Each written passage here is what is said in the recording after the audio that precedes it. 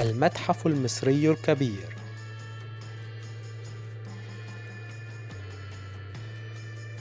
بني ليكون الأكبر في العالم، أحد أكبر المشاريع الثقافية في القرن ال21.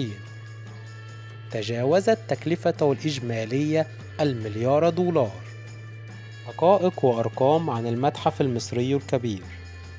بدأت الفكرة في بناء متحف ضخم يليق بضخامة تاريخ مصر، ويكون جوار الأهرامات لتتكامل هضبة الجيزة فتضم الأهرامات العظيمة وآثار من بناها. عام 2002 قام الرئيس المصري السابق محمد حسني مبارك بوضع حجر الأساس للمشروع، وفي عام 2005 بدأت أعمال التشييد. تم تصميم المتحف على شكل مثلثات كبيرة تنقسم لمثلثات أصغر لتنسجم مع شكل الأهرامات. من المخطط أن يستوعب المتحف 5 ملايين زائر سنويا. تبلغ مساحته الإجمالية 117 فدانًا. الحديقة التي تحيط بالمتحف سوف يزرع بها الأشجار التي كانت مقدسة في مصر القديمة. سيحتوي المتحف بين جنباته على 100,000 قطعة أثرية تغطي تاريخ مصر كله.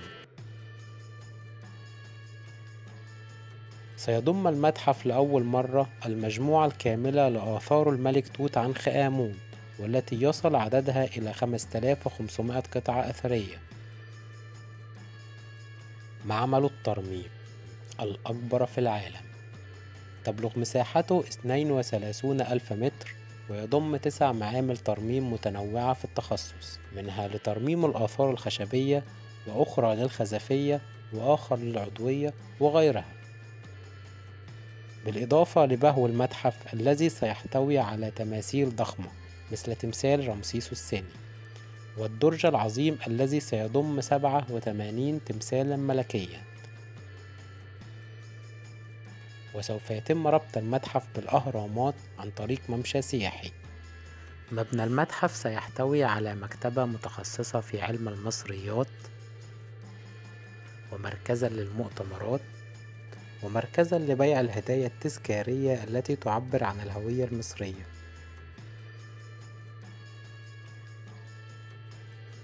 ومطاعم تقدم الطعام المصري بمختلف أنواعه، وكافيهات، وأيضا قاعات سينما يقدم بها الأفلام التي تعبر عن هوية مصر وتاريخها.